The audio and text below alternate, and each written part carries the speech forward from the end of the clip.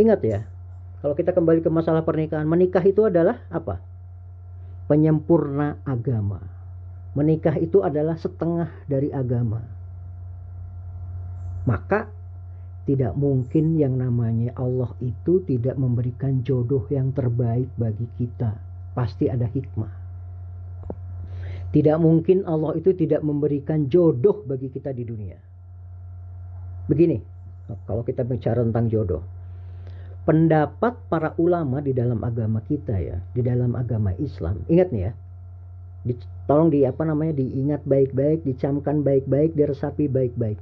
Pendapat para ulama masyhur di dalam agama kita, tidak ada istilahnya yang namanya belum ada jodohnya, belum datang jodohnya. Nggak ada. Jodohnya nanti di surga, jodohnya nanti di akhirat, tidak ada. Kenapa? Karena umumnya semua orang itu di kita, di dunia, sudah diberi yang namanya tanda-tanda jodohnya. Entah itu misalkan gini, tanda-tanda jodoh itu apa? Ada kecenderungan kita kepada orang lain. Ada orang lain yang cenderung sama kita.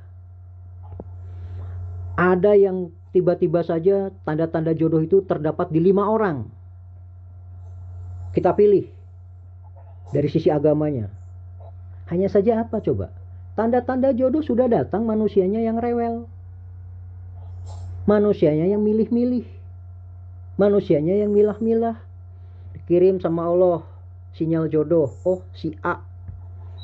Allah itu pasti akan memberikan yang terbaik saat itu buat kita. Tapi kita milih, siapa tahu dapat yang lebih ganteng lagi. Dikasih lagi sama Allah, kulitnya yang putih, kulitnya yang kuning, kulitnya yang hitam, masih juga nggak mau. Itu tanda-tanda jodoh. Beda ya, kalau Allah mengirimkan kepada kita orang yang uzur. Uzur tuh begini, misalkan sholatnya udah jelas lah, kita tahu lah dia sholatnya nggak benar, pemabuk. Itu dikirimkan kepada kita bukan sebagai tanda jodoh, bukan sebagai sinyal jodoh, tapi sebagai apa? Sebagai pelajaran bagi kita, bahwa di kita ada kekurangannya sehingga dia mau sama kita.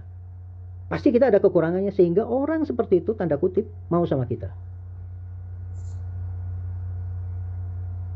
Ya, jadi jangan lupa, nggak ada itu yang namanya nanti jodohnya kita mah di akhirat. Nggak ada, nggak ada. Semua pasti sudah ada jodohnya. Semuanya sudah ada jodohnya. Kita yang cuman manusianya yang suka rewel, suka memilah-milah. Ya, makanya saya bilang Allah pasti akan memberikan jodoh itu yang terbaik buat kita. Ustadz, bagaimana kalau suami kita itu keras kepala, suami kita itu bandel, suami kita itu begini dan begitu? Nanti kita bahas. Ada pembahasannya. Ketika akhirnya misalkan nih, tadi kita dapat, saya sampaikan dapat sinyal jodoh itu 5 orang yang cenderung sama kita. Kita pilah 2 orang dapat yang bagus agamanya. Sholat istikharah. Tahu nggak, dari sholat istikharah itu yang mana kecenderungan kita? Kan banyak yang bertanya, gimana sih caranya sinyal-sinyal setelah kita sholat istikharah itu seperti apa sih sinyal-sinyal yang cocok buat kita? Kalau kita bicara tentang calon pasangan kita, kalau kita bicara tentang jodoh kita, yang muncul itu adalah segala kemudahan hubungan kita dengan dia. Segala informasi tentang dia kita bisa dapat dengan mudahnya. Hubungan kita pun dengan dia tidak ada ganjalan, lancar jaya, lancar semuanya. Begitu. Nah, terus kan gini ya, di Islam itu kan ada yang namanya ta'aruf, nggak pacaran. Gimana dong cara kita mengetahui bahwa calon kita itu adalah tepat bagi kita? Kan begitu kan ya? Kebanyakan pasti bertanya, kan kita butuh pengenalan, butuh ini, butuh itu. Tapi tiba-tiba kita nggak boleh pacaran, justru pacarannya setelah menikah. Di dalam ilmu ta'aruf agama kita itu ada caranya. Kenapa wanita mengenakan pakaian tertutup yang terbuka hanya muka dan telapak tangannya? Begini ya. Ini ibu-ibu nih yang punya anak laki-laki, suatu saat mau mau nyari jodoh buat calon istrinya, saya kasih tahu caranya. Yang pertama, lihat wajah calon dan telapak tangannya. Kenapa? Karena begini, gambaran fisik calon kita itu akan terlihat di wajah dan di telapak tangan. Wajah itu menggambarkan pusar fisik, ya, menggambarkan fisik dari pusar ke atas. Telapak tangan itu menggambarkan fisik dari pusar ke bawah. Lihat aja itu yang pertama. Terus yang kedua, gimana nanti keturunan kita? Betul nggak? Kan pengen tahu juga dong. Kalau pengen tahu bagaimana nanti keturunan kita, ngobrol sama keluarganya.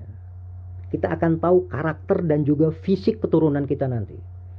Karakter akan didapat dari keluarga wanita.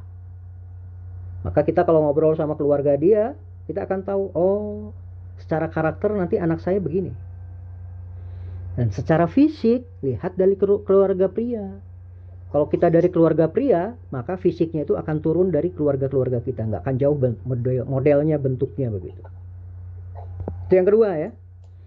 Secara fisik kita sudah tahu fisik si calon wanitanya. Kemudian keturunan kita nanti kelak kita akan tahu. Kemudian bagaimana kalau kita tahu caranya supaya kita tahu itu dia termasuk wanita muslimah yang baik atau tidak. Termasuk misalkan muslim yang baik atau tidak. Yang ketiga caranya gampang. Lihat tempat dan dengan siapa dia bergaul. Misalkan tanyakan kepada dia, kepada keluarganya atau teman-temannya, ya. Kemana saja dan apa saja yang dilakukan saat dia liburan. Saat weekend. Siapa saja teman-teman gaulnya. Apakah saat weekend dia senangnya berleha-leha, nonton bioskop, nonton film, datang ke konser, atau datang ke kajian, menghafal Quran, itu sudah ketahuan sifatnya dia.